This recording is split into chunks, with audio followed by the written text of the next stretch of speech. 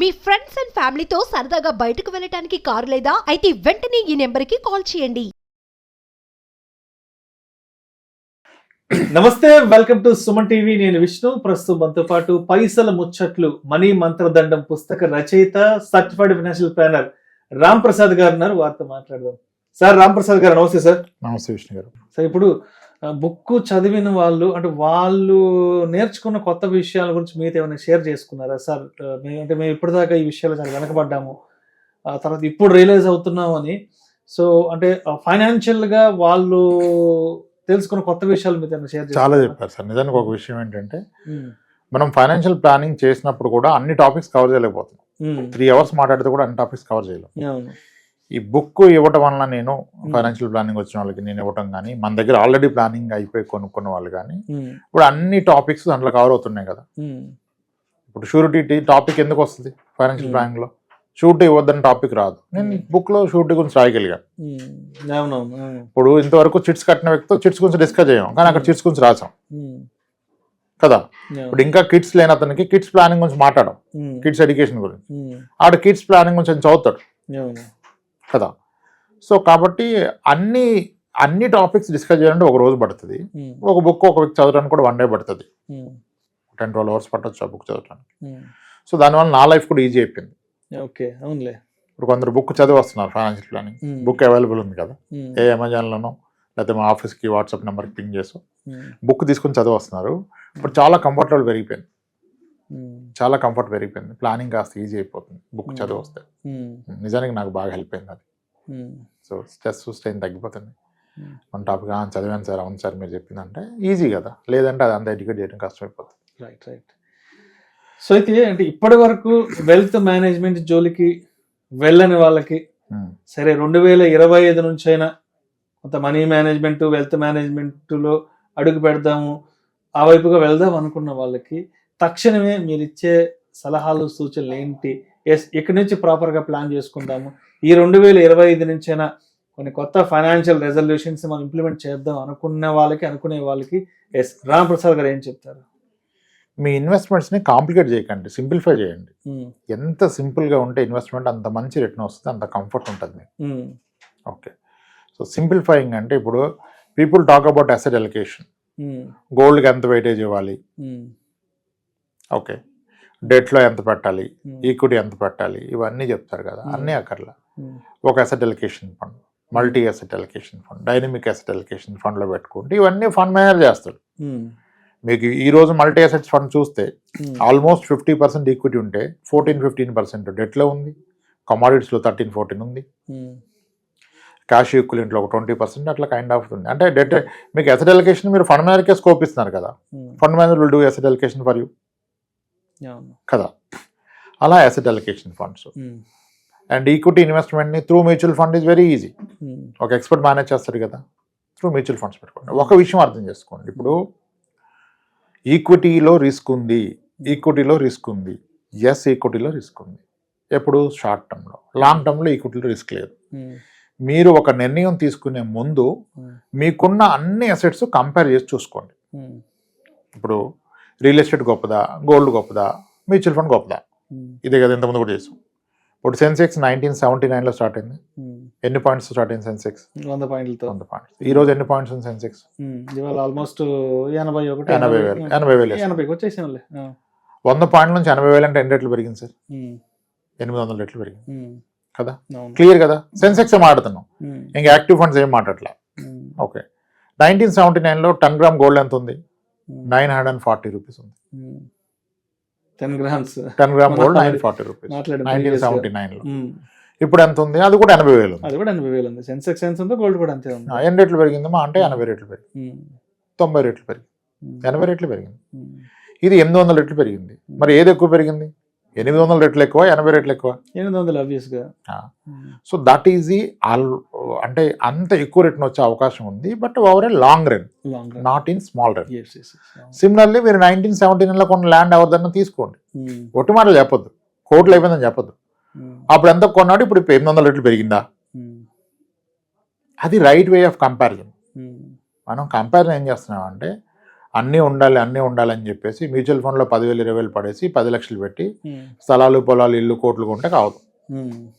Diversification అవ్వాలి, asset allocation అవ్వాలి, ఒక డీసెంట్ అసెట్ అలికేట్ చేయాలి మీరు అన్నిట్లోనూ. నాకు ఓన్లీ ప్రాబ్లం ఏంటంటే నాకు అనిపించేది ఎస్ఐపి అందరూ పెడుతున్నారు కానీ పనికొచ్చే అమౌంట్ ఎవరు పెట్టట్లా.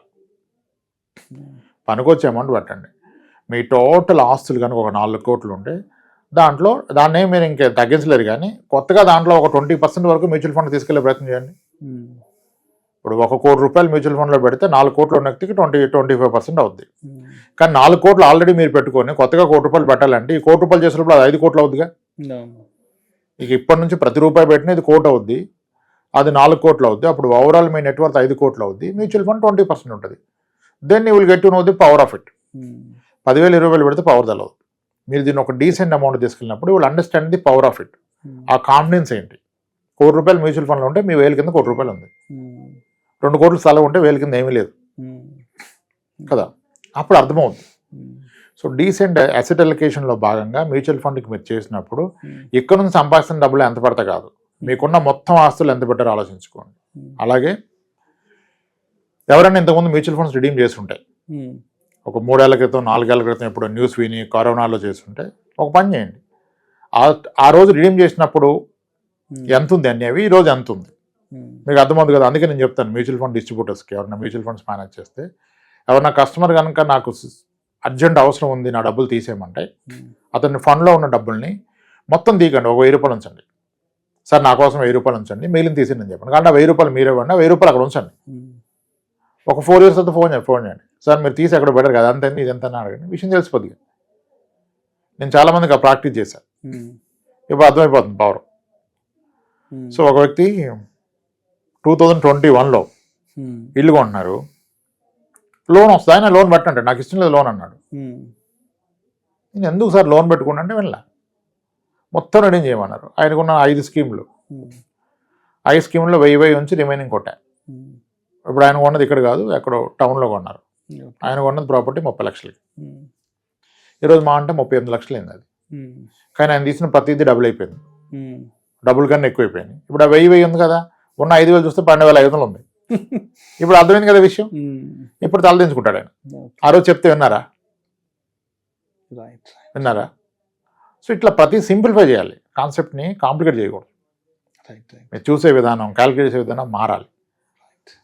సో ఎప్పుడు quick money, new year, new resolution, aggressive ఏం అవ్వదు.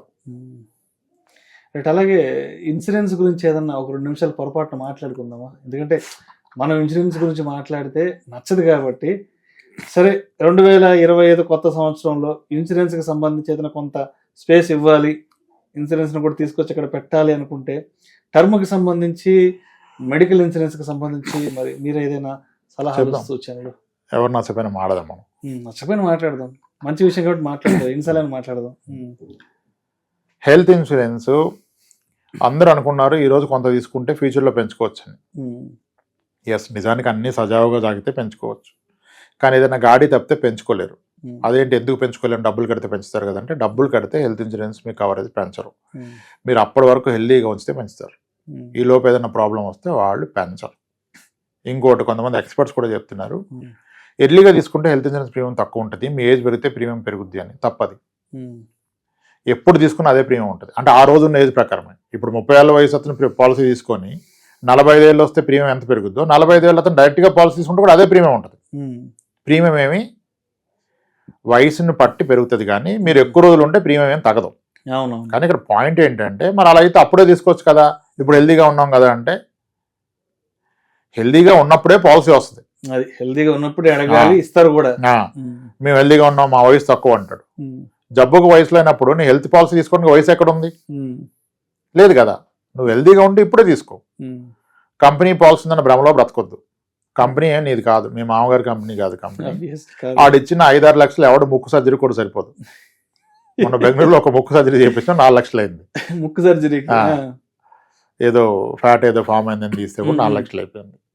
ఓకే. సో కాబట్టి హెల్త్ ఇన్సూరెన్స్ అండర్ ఎస్టిమేట్ చేయొద్దు. హెల్దీగా ఉన్నప్పుడే వస్తుంది. 6 నెలల పిల్లడు కూడా ప్రాబ్లం రావచ్చు, 60 ఏళ్ళ అతను కూడా ప్రాబ్లం రావచ్చు. అయితే వయసు ఎక్కువ ఉన్న వాళ్ళకి కొంచెం పాసిబిలిటీస్ ఎక్కువ ఉంటాయి ప్రాబ్లమ్స్ వచ్చేది. సో హెల్త్ని సరిగా తీసుకోండి. అర్థం చేసుకోండి. హెల్త్ ఇన్సూరెన్స్ ప్రీమియమ్స్ పెరుగుతాయి కదా, పెరిగితే ఎట్లా కడుతుంది? హెల్త్ ఇన్సూరెన్స్ ప్రీమియమ్స్ పెరుగుతాయి. హెల్త్ ఇన్సూరెన్స్ ప్రీమియం ఎక్కడ పెరగదన్న గ్యారంటీ లేదు. ఇప్పుడు మనకు అమ్మేటప్పుడు చెప్పి మీకు 45లో పెరుగుద్ది, 40 తర్వాత 46లో, 51లో అని చెప్తారు. అలా ఏం లేదు, అది స్టాండర్డ్ ప్రాక్టీస్. కానీ ఇప్పుడు ఒక కంపెనీ కలెక్ట్ చేసిన ప్రీమియమ్స్ అన్నిటితో క్లెయిమ్స్ ఇవ్వాలి. ఈ ఇయర్ కలెక్ట్ చేసిన ప్రీమియమ్స్ క్లెయిమ్స్ సరిపడదు అనుకో, నెక్స్ట్ ఇయర్ ఎలా ఇస్తాడు వాడు? ఆడు పాకెట్ నుంచి పడ్డాడు. It is the pooling of risk. ఆడు అందరికి ప్రీమియం పెంచేస్తాడు. కాబట్టి సో ప్రీమియం తక్కువ ఉంటే తీసుకుందాం ఆలోచన పక్కన పెట్టండి. ఇప్పుడు ఒక కంపెనీ ప్రీమియం తక్కువ ఇచ్చింది, ఆడు కొత్తగా మార్కెట్లోకి వచ్చాడు, మార్కెట్ షేర్ అక్వైర్ చేయాలి, సో అందుకని తక్కువ ప్రీమియంలు ఇస్తాడు. నిజమే, అప్పుడు తీసుకుంటాం. కానీ తక్కువ ప్రీమియంలో వచ్చినప్పుడు తక్కువ ప్రీమియం కంటిన్యూ చేస్తాడని చేయలేకపోవచ్చు. ఇప్పుడు రేపు కలెక్టెడ్ ప్రీమియమ్స్ కనుక క్లెయిమ్ సరిపోతే ఈయన అమాంతం పెంచేస్తాడు. అప్పుడు ఇంతకుముందు మీరు ఎక్కువ ఉంది అనుకున్నాక ఇది ఎక్కువ అవుద్ది, అప్పుడే ఉంది సార్ మనం పోర్ట్అవుట్ అయిపోదాం అనుకుంటారు. అవదు, పోర్ట్అవుట్ మీ ఇష్టం కాదు. ఈ లోపల హెల్త్ ప్రాబ్లమ్ వస్తే పోర్ట్అవుట్ అవ్వలేదు. కాబట్టి చాలా కేర్ఫుల్గా హెల్త్ ఇన్సూరెన్స్ రివ్యూ చేసుకోవాలి. చాలా కేర్ఫుల్గా రివ్యూ చేసుకోవాలి. ఎంప్లాయర్ పాలసీ ఉన్నా తీసుకోవాలి. ఎంప్లాయర్ పాలసీ 5-6 లక్షలు ఉంటుంది, దాన్ని అసలు కన్సిడర్ చేయొద్దు. అండ్ ఒకేసారి తీసుకున్నప్పుడు ఎక్కువ తీసుకోండి, తక్కువ తీసుకుంటే మళ్ళీ ఎక్కువ పెంచే అవకాశం ఉండకపోవచ్చు. ఓకే, ఇది. Next coming to term insurance. మీ వయసు పైబడితే 60 ఏళ్ళు దాటితే, 55 ఏళ్ళు దాటితే, మీరు తీసుకున్న పాలసీ 70 ఏళ్ళ దాకా ఉంటాయి. 70 ఏళ్ళ దాకా ఉంటాయి. పిల్లలు సెటిల్ అయితే టర్మ్ ఇన్సూరెన్స్ ప్రీమియం కట్టడం ఆపేయండి. అవసరం లేదు, ఇంకా మీ మీద ఎవరు ఆధారపడలేరు కదా. చాలామంది ఏమన్నారంటే ఎంత చెప్పినా సార్ ఎక్కువ రోజులు తీసుకోవద్దంటే, సార్ ఎప్పుడైనా పోయినప్పుడు ఏదో ఒకటి ఇచ్చేయాలి కదా పిల్లలకి. ఇప్పుడు నేను 70కి పోతే 65 ఏళ్ళు తీసుకుంటే నేను పోయినప్పుడు ఏం రాదు కదా మా పిల్లలకి. నేను వెళ్ళేటప్పుడు ఏదో ఒకటి ఇచ్చేయాలి సార్, అది తప్ప అంటాడు. నేను అంటాను, మనకి లాస్ట్ ఇయర్ ఈటీవీలో 90s కిడ్స్ ఏదో ఒకటి వచ్చింది కదా, వెబ్ సిరీస్ చూసారా? శివాజీ రాజు గారు రీసెంట్ గా వచ్చింది కదా. దాంట్లో ఒక సీన్ ఉంటది, వాళ్ళ మామ వెళ్తే డబ్బులు ఇస్తారని ఎప్పుడు పోతారని చూస్తారు. టర్మ్ ఇన్సూరెన్స్ తీసుకుని అదే పరిస్థితి. పోయినప్పుడు డబ్బులు ఇస్తారంటే ఎప్పుడు పోతారని చూస్తారు కదా. ఎందుకు అలా చేస్తున్నారు మీరు? టర్మ్ ఇన్సూరెన్స్ బాధ్యతలు తీరినాక వద్దు. మీకు బాధ్యతలు పెరిగి మధ్య వయసులో ఉంటే మీరు కవరేజ్ పెంచుకోండి. లాస్ట్ ఇయర్ మీ శాలరీ 60,000, అప్పుడు మీకు ఎలిజిబిలిటీనే 1 crore మించి రాలే, 1 crore తీసుకున్నారు. ఇప్పుడు ఇంకొక 2వ కిడ్ పుట్టాడు, కొత్తగా హోమ్ లోన్ తీసుకున్నారు, కార్ లోన్ తీసుకున్నారు, శాలరీ 1,20,000 అయిపోయింది. ఇప్పుడు ఇంకొక 1 crore యాడ్ చేయండి. అంటే ఫ్రెష్గా తీసుకోవాల్సిందే. మీకు టర్మ్ ఇన్సూరెన్స్లో పాత పాలసీని మాడిఫై చేయరు. ఏ రోజు ఆ రోజే వ్యాపారం. అక్కడ ఈ రోజు వయసుకి మీ హెల్త్ కండిషన్కి బట్టి ప్రీమియం ఫిక్స్ అవుద్ది, అదే ఉంటుంది లైఫ్ టైం. ఇంకోటి ఉంది మళ్ళీ, సార్ ఇప్పుడు టర్మ్ ఇన్సూరెన్స్ ప్రీమియం అయితే పెరగదు కదా, హెల్త్ ఎందుకు పెరుగుతుంది అంటారు. లైఫ్ ఇన్సూరెన్స్ ఇది లెవెల్ ప్రీమియం పాలసీ, మీకు ప్రీమియం పెరగదు. ఎందుకు పెరగదు అంటే, ఇప్పుడు ఒక వ్యక్తికి 1 crore పాలసీ ఇస్తే పోతే ₹1 కోటి ఇస్తాడు లైఫ్ ఇన్సూరెన్స్, అతను 2 కోట్లు ఇవ్వడు. కానీ హెల్త్ ఇన్సూరెన్స్ 10 లక్షలు తీసుకున్నప్పుడు ప్రాబ్లం వచ్చింది అనుకోండి, డయాలసిస్ అయింది అనుకోండి, ఎవ్రీ ఇయర్ 10 lakhs వాడుకోవచ్చు. నీ పాలసీ 10 లక్షలు ఉంటే ₹1 వాడుకోవచ్చు, 2 కోట్లు వాడచ్చు, హెల్త్లో లైఫ్ టైం వాడుకోవచ్చు కదా. కానీ లైఫ్ ఇన్సూరెన్స్లో ఒక్కసారే కదా, కాబట్టి దాని premiums are level premium. Health insurance premiums are not level premiums. ఇవి ఎప్పుడైనా పెరగవచ్చు, పెరుగుతుంది. ఈరోజు 30,000 ఉన్న పాలసీ ఫ్యూచర్లో 2 లక్షలు అవుద్ది ప్రీమియం, అప్పుడు కూడా కట్టాల్సిందే. ఇది కట్టినంటే అలాగే ట్రీట్మెంట్ కూడా అప్పుడు 30 లక్షలు 40 లక్షలు అవుతుంది కదా, కట్టలేం కదా, ఇదే కట్టుకోవాలి. అది కట్టలేనప్పుడు ప్రీమియం కట్టుకోవాలి. నేను ప్రీమియం కట్టలేనంటే క్లెయిమ్ అప్పుడు ఎలా కడతాడు? సో హెల్త్ని టర్మ్ని చాలా క్లియర్గా అండర్స్టాండ్ చేసుకోవాలి. You talk to the agent who is near by you. ఎవరిని ఏజెంట్ నియర్గా ఉంటే ఆయనతో కూర్చోండి, అర్థం చేసుకోండి, ఆయన స్కోప్ ఇవ్వండి, భయపెట్టకండి. ఎంత అయితే నాకు అవ్వదని చెప్పకండి.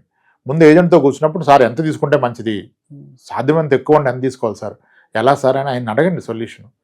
కానీ ఆయన బెదిరిస్తే ఆయన ఎవడో, నేను అంత కట్టలేనంటే ఏదో ఒకటి ఇచ్చి వెళ్ళిపోతాడు. ఏదో ఒకటి ఇస్తే కమిషన్ వస్తుంది కదా, మరి ఎక్కువ చెప్తే మీరు తీసుకోరు కదా, తర్వాత మనమే సఫర్ అవ్వాలి. సో నియర్ బై ఏజెంట్ దగ్గర ఎవరైనా హెల్త్ ఇన్సూరెన్స్ ఏజెంట్ కనబడితే గట్టిగా పట్టుకొని పాలసీ కొనేసుకోండి.